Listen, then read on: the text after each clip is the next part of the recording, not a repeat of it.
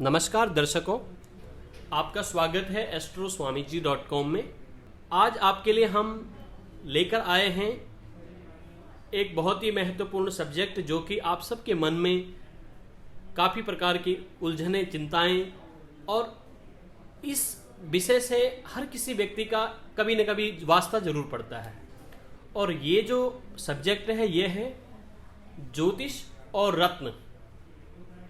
तो कभी न कभी हमें जब हम देखते हैं कि बहुत से लोग होते हैं, उन्होंने अपने किसी ने हाथ में, किसी ने गले में कई प्रकार के वो रत्न धारण करते हैं। कोई हीरा पहनता है, कोई पुखराज पहनता है, किसी ने मोती पहना होता है, किसी ने पन्ना पहना होता है।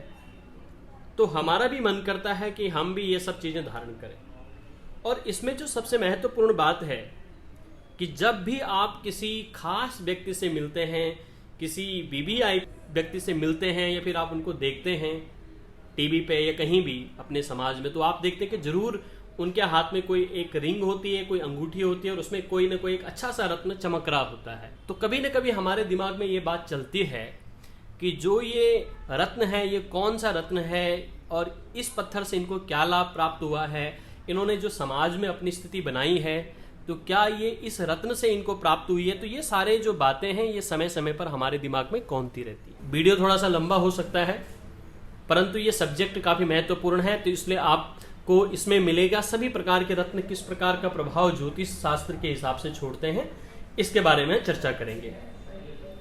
तो दर्शकों, सबसे पहली बात है कि ज्योतिष शास्त्र क्या है। ज्योतिष शास्त्र एक, आप इसको समझ लीजिए कि ये एक मौसम विज्ञान है। जिस प्रकार से आप जानते हैं कि कई प्रकार के जो दूरदर्शन इत्यादि के कार्यक्रम होते हैं मौसम विज्ञान के, कि कब बारिश होगी, कब बर्फ गिरेगी, कब हल्की फुल्की बारिश होगी, कब सर्दी बढ़ेगी घटेगी, ये आपको मिलता है।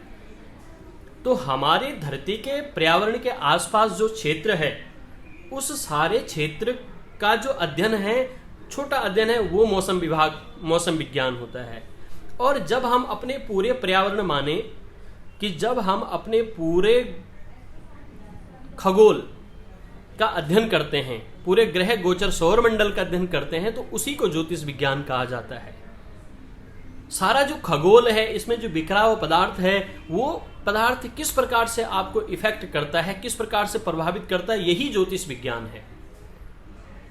तो हमारे आसपास जितना भी मैटर है वो हमें इफेक्टिव करता है। जैसे आपने वो अलग अलग प्रकार के पदार्थ होते हैं। यदि आपके मन में ये प्रश्न उठ रहा है कि यदि पदार्थ इफेक्ट करता है तो वो रत्न ही इफेक्ट क्यों करते, कोई जो अन्य पदार्थ है वो इफेक्ट क्यों नहीं करते, तो दर्शकों आपको बताना चाहेंगे कि सभी प्रकार के पदार्थ आपके जीवन को इफेक्ट करते हैं, परंतु उसमें कुछ पदार्थ ऐसे होते हैं जो बहुत अधिक इफेक्ट करते हैं और कुछ पदार्थ ऐसे होते हैं कि जो कुछ कम इफेक्ट करते हैं। ये उनकी अलग अलग कंडीशन होती है।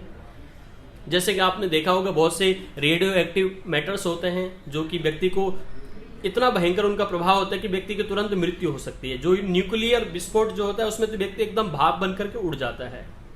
और दूसरा पदार्थ होता है वो इफेक्ट तो करता है पर इतना नहीं करता। लेकिन आप इसको इस तरीके से समझ लीजिए कि जो हमारा देश काल परिस्थिति जैसे होती है ठीक उसी प्रकार का व्यक्ति बन जाता है। आप भारत देश में ही देखिए, भारत देश में आप अलग अलग राज्यों में यदि आप पैदा होते हैं तो उस राज्य का जो इफेक्ट है वो आपके ऊपर स्पष्ट तौर पे देखा जाता है। यही बात फिर विश्व के उपलक्ष्य में भी आती है। उसी से आपकी भाषा, आपका रंग रूप सब उसी के ऊपर मैटर करता है।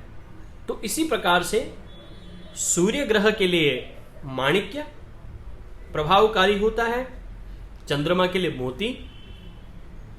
इसी आगे क्रम में यदि हम बढ़ते हैं तो मंगल के कोरल, जिसको मूंगा भी कहते हैं, बुध के लिए पन्ना एमराल्ड, बृहस्पति के लिए पुखराज, इसके साथ ही इनके उपरत्न भी होते हैं। शुक्र के लिए हीरा या फिर आप ओपल, ऑस्ट्रेलियन फायर ओपल भी आप इसके लिए पहन सकते हैं। शनि के लिए नीलम प्रसिद्ध है, नीलम भी कई प्रकार के होते हैं। फिर उनकी कंडीशन सब कंडीशन आ जाती हैं।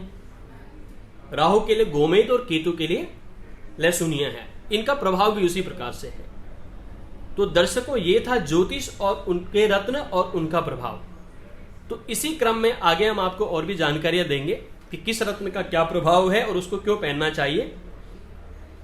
धन्यवाद हमसे जुड़ने के लिए। astroswamiji.com के द्वारा आपको नई नई जानकारियां इन वीडियो के माध्यम से दी जाएगी। आप astroswamiji.com को लाइक करें, शेयर करें और सब्सक्राइब करें। धन्यवाद, नमस्कार।